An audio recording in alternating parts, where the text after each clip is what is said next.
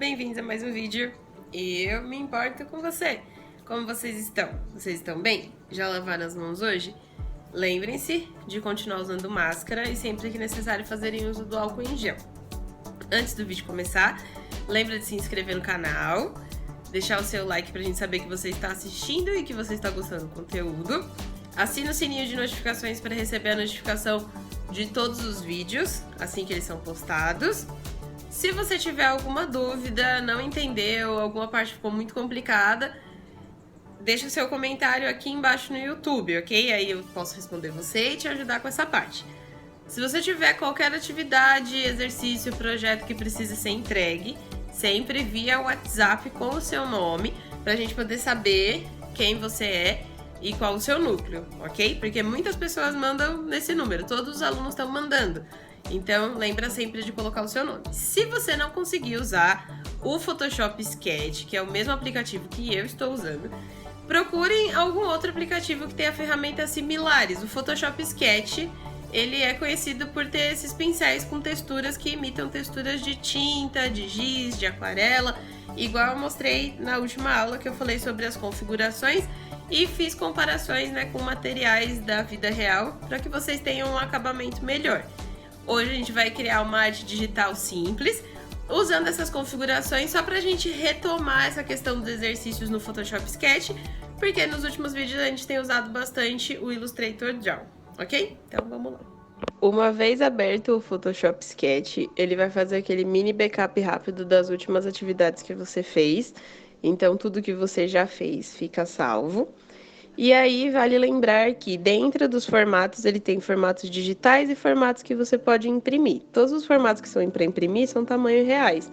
Por exemplo, a folha de A4 é uma folha de A4 de verdade, ok?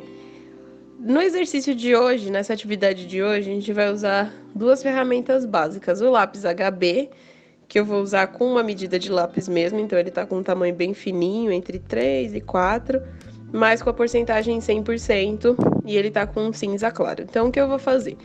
Com o meu lápis, que é a minha ferramenta inicial, eu vou fazer um rascunho ou um desenho base de uma casa, só colocando as coisas na posição e tamanho que eu quero que elas fiquem, para depois eu usar o pincel em camadas diferentes. Eu poderia já fazer direto com o pincel? Poderia, mas é legal a gente ter uma base para que você tenha uma noção de onde você quer que as coisas fiquem, e isso não te atrapalhe quando você for criando camadas e camadas por cima, ok? É igual quando a gente está na aula presencial, a gente faz o desenho primeiro, tira a foto daquele desenho e depois vetoriza.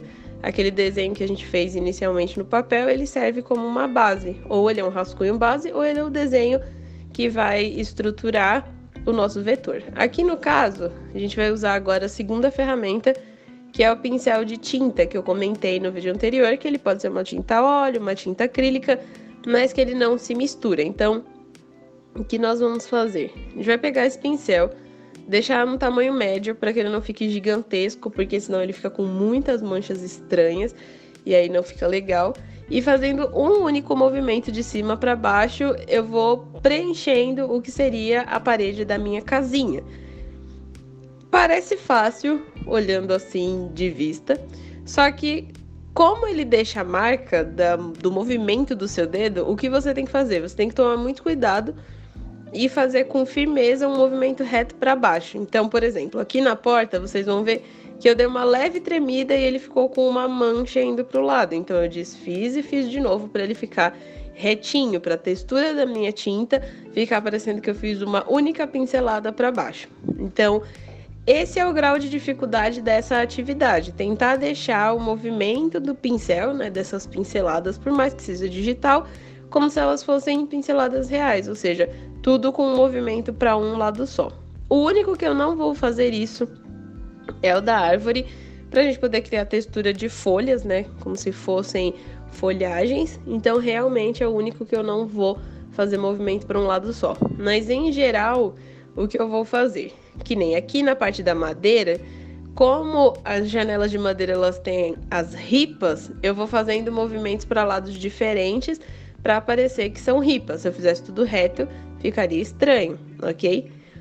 Coisas importantes de se lembrar. Separem tudo em camadas. eu fiz a parede da casa em uma camada, eu vou fazer essa porta e janela em uma camada, vou criar uma nova camada para fazer o telhado, depois eu crio uma outra camada para fazer o tronco, uma próxima camada para fazer as folhagens. Por que é importante essa separação de camada, mesmo sabendo que a tinta não mescla, né? Que ela não mistura nem nada disso?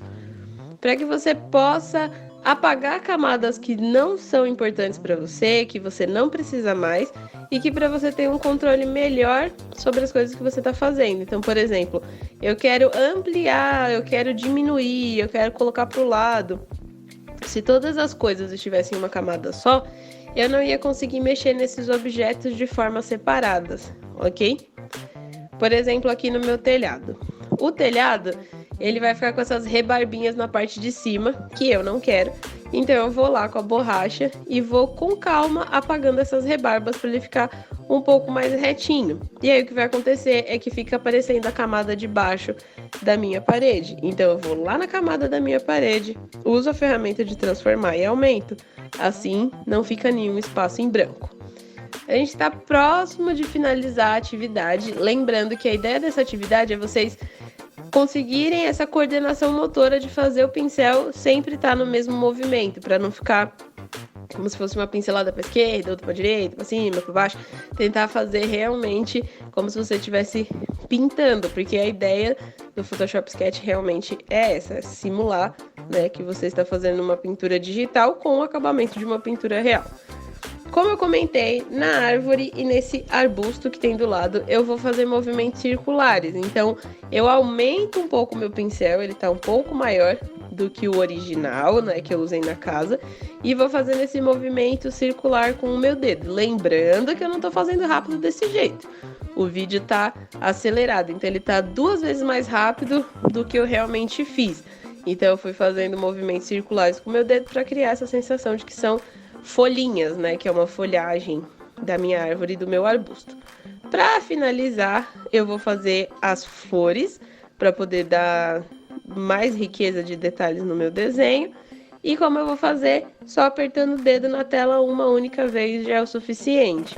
Como esse pincel ele não tem um tamanho muito pequeno, o tamanho mínimo dele ainda assim é meio grosseiro, vai parecer que a flor tá um pouco grande, mas até aí não tem problema nenhum, porque elas ficaram bem bonitinhas e o acabamento delas ficou com a textura de tinta que eu precisava que ficasse.